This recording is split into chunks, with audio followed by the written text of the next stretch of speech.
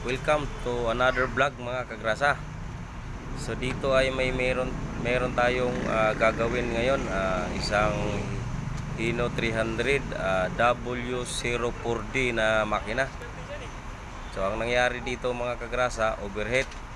So kapag nag-overheat yung makina natin, malaki madadamage yan kapag hindi nyo naagapan. So dapat mga drivers, dapat may mga temperature naman yan, dapat ingatan natin na wag mag-overheat yung isang makina.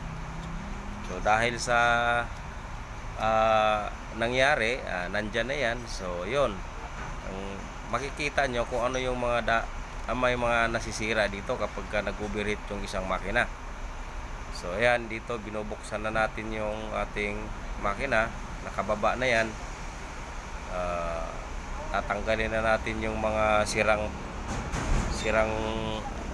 pyesa. So kapag ka-overheat mga kagrasa, automatic yan ang masisira niyan, piston at saka liner.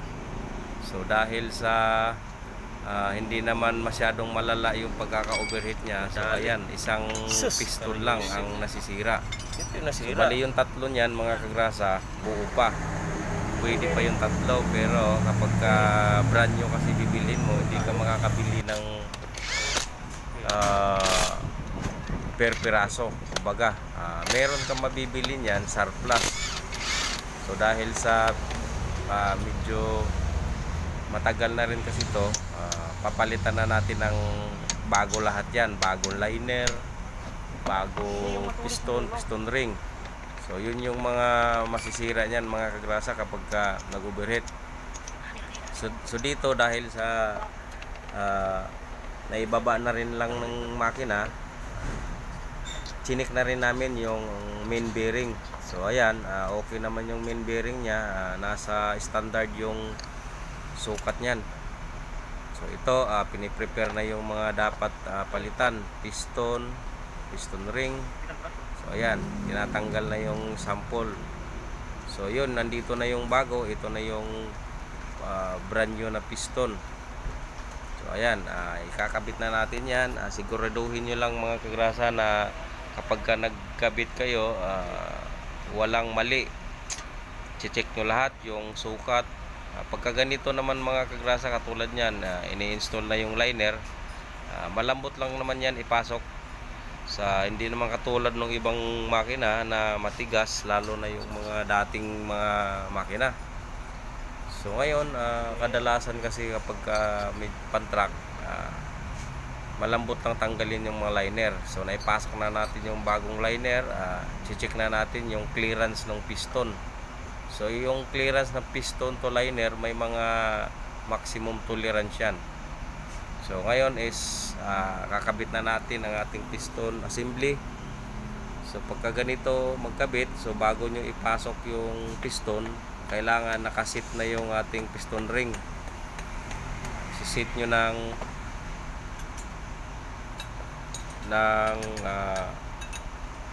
horizontal.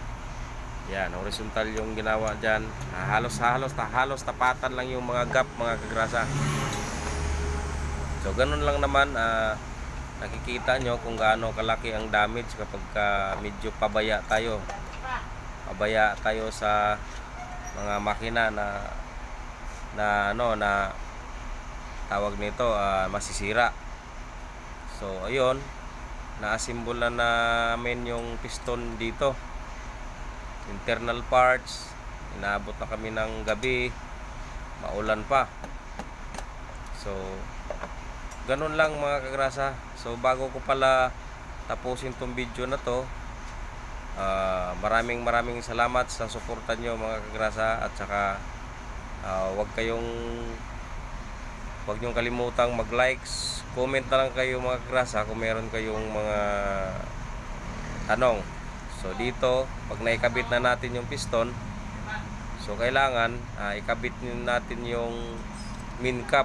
So pag nagkabit tayo ng main cap o connecting rod, so kapag natapos yung ikabit niyan mga kagrasa, so kailangan double check nyo yung backlash clearance niyan, kasi kailangan yon dahil kapag ginagamitan mo na ng torque wrench, dapat nagagalaw mo siya, kasi kapag hindi yan nagagalaw mga kagrasa, ibig sabihin ipit, maaaring may factory defect yung bearing, kaya ang mangyari masisira, mabilis masira yung bearing, lalo madadama yung ating crankshaft. So kapag ganitong moving parts ang ginagawa nyo, siguraduhin nyo mga kagrasa na tama yung mga clearance nyan, backlash clearance, merong mga side play.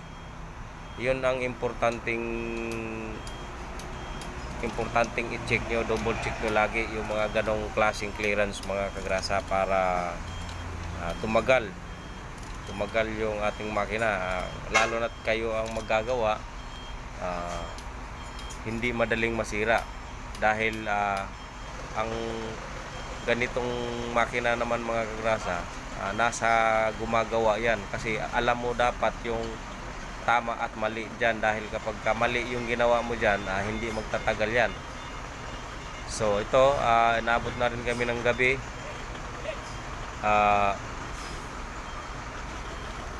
kinakabit na namin, ini-install mabuti na lang, at meron tayong forklift.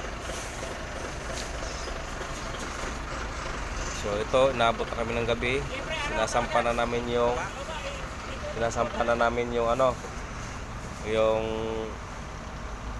yung makina. So dito na-install na namin, ready to install na yung cylinder head. Ayan, meron na siyang head gasket. So dito na ipatong na namin yung cylinder head, kukumplituhin na lang to mga kagrasa. So hindi ko na pinapakita dito yung paano mag-adjust ng balbula niyan, dahil meron na rin akong nai-upload na pare-parehas lang naman yan kapag 4 cylinder mga kagrasa. Sa ganyan, kapag mag-adjust kayo nito, dalawang klase lang naman din yung pairing order niyan, 1342 or 1432. Alright, so dito ay pinapaandar na natin yung makina. Dito binibleed na natin yung diesel papuntang injector. So kailangan nyo munang palabasin yung diesel dito sa may high pressure pipe, para hindi siya magkaroon ng airlock. So luluwagan nyo muna yung 4 na linya pag mayroon ng lumabas na dito. So yun, ayan na mga kagrasa, umandar na. So ganun lang mga kagrasa, lagi nating ingatan, mayroon naman mga gauge dyan, iwasan yung mag-overheat ang isang makina para hindi magkaroon ng sira na serious damage. So yun mga kagrasa, yun lang sa ngayon. Maraming salamat sa suporta. Right, God bless mga kagrasa. Thank you very much sa suporta. Maraming salamat. Sana meron kayong nakuhang idea dito sa aking munting vlog. Right, thank you. God bless sa atin lahat. Maraming salamat. Alright, tapos na ang isang makina. What's up?